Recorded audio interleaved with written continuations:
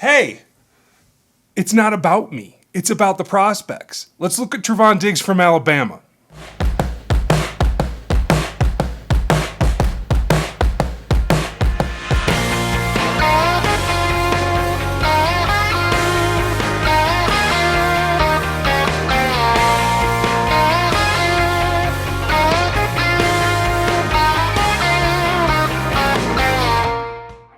Before we get started, I want to let you guys know that we have a special offer for you on At Last, the book about the Kansas City Chiefs and their 2019 Super Bowl run from Matt Derrick of Chiefs Digest.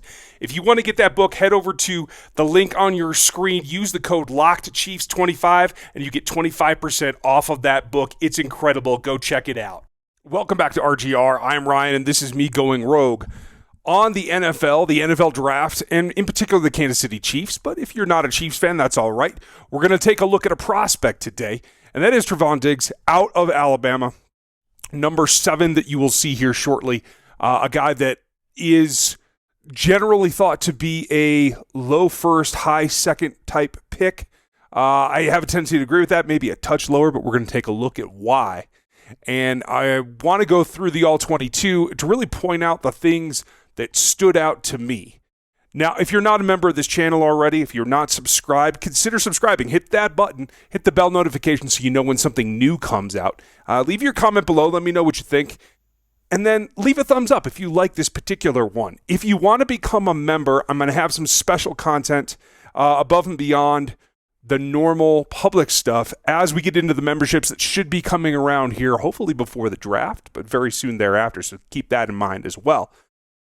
Now, this is just the All-22. A couple of things stood out to me, and I'm going to pause this here, make sure we pull up the right clips, because I want you guys to see this in a way that can really show off what Diggs has done. He's a player that I enjoy seeing play his game. And we're going to start here a little bit more of what we just had running in the background. This is the game against LSU, the eventual national champions. And this is Diggs, I think, a really, really telling piece of the puzzle when it comes to how a player deals with both success and adversity. And when you play at Alabama, you have a good deal of success to work with. It's not always the case, and there are plays like this that show exactly what some things can go wrong, but it's not necessarily what happens, but how you deal with what happens. This is going to be Diggs down here at the bottom, and you're going to see this player. They can't get a good readout. That's number 1. That is Jamar Chase, the often mentioned as the best wide receiver in college football, and you're about to see why right here. Undercuts that pass and makes a really nice play. Now, that's one thing to say just how good Chase is. It's a whole other thing to take that from the perspective of the DB that's trying to guard him. So we're going to take a look at this. And the interesting thing about the way Diggs plays in the Alabama defense is he can play both man and zone. And he's got varying degrees of success, but there are quite a few things that I like about the way that he plays. Now, he's trying to get a read in here. Chase is pretty much in his stance and ready to go. And that's something that allows him, although I don't like his stutter step off the start. We'll talk about Chase here in a year or two when he's draft eligible, but that's a name for you guys to keep an eye on. Now, right here, as the play starts, Diggs still has his face in the backfield. That tells you he's opening up in a zone turn right here. He's got still looking at what's going on in the backfield, trying to see if that handoff comes out and what he's going to be responsible for. He's taking that dive, and you can see that the safeties are both occupying some space there. There's no coming downhill or anything like that. And what Diggs is actually going to continue with, he's not sure where the route's going to go. So he's got Chase on his back, and he's comfortable with that because he knows if that ball goes in here to Moss at 81, that he's diving in to try and help make that tackle. There's plenty of coverage in there, but he's going to try to help out. At this point, he's made his turn around the backside, and he's locked eyes with Chase here and is trying to match him step for step. Now, Diggs has, I think, decent speed, but not elite. He's a guy that uses his body well, and as we progress this, you see that there's hand fighting. He's watching for Diggs and tries to get his head around to the outside.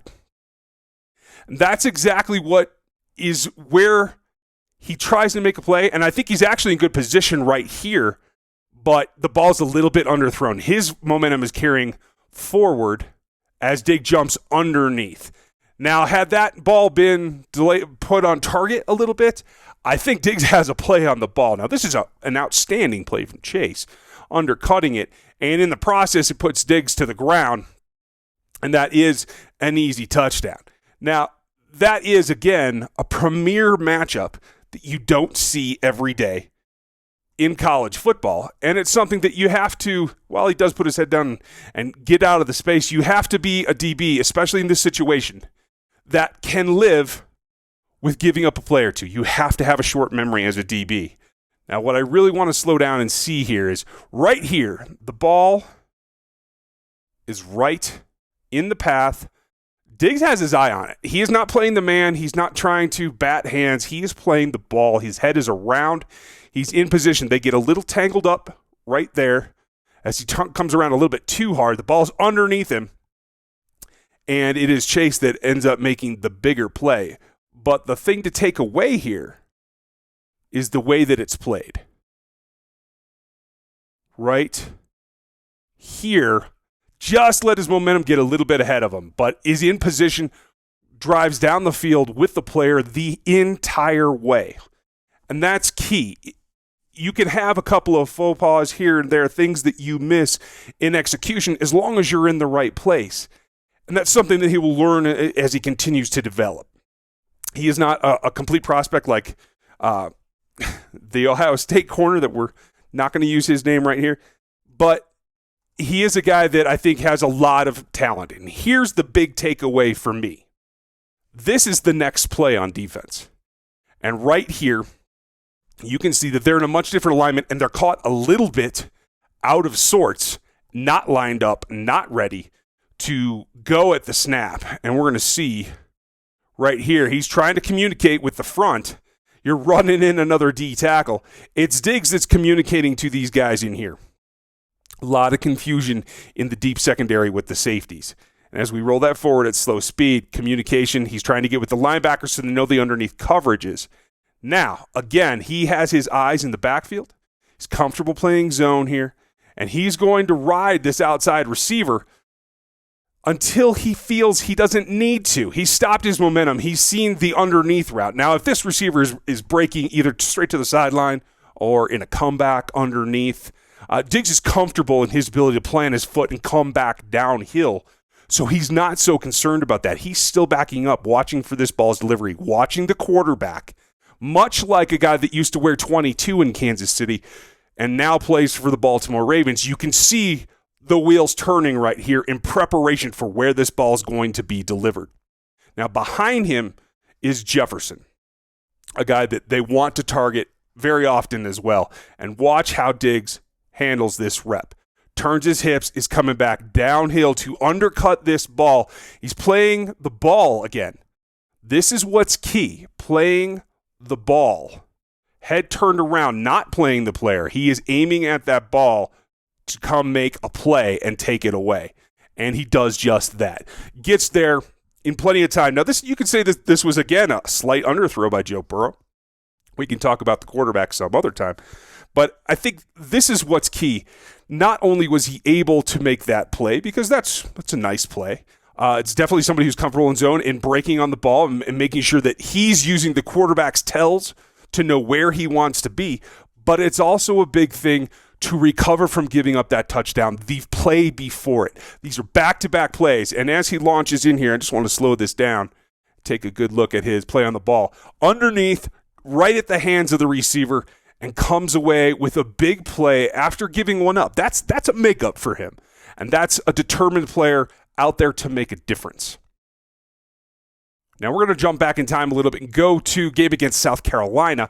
Obviously, not the premier talent of LSU, but a few takeaways to notice here. This is late. I think in the first half it was. I'll have to go back and check that timing.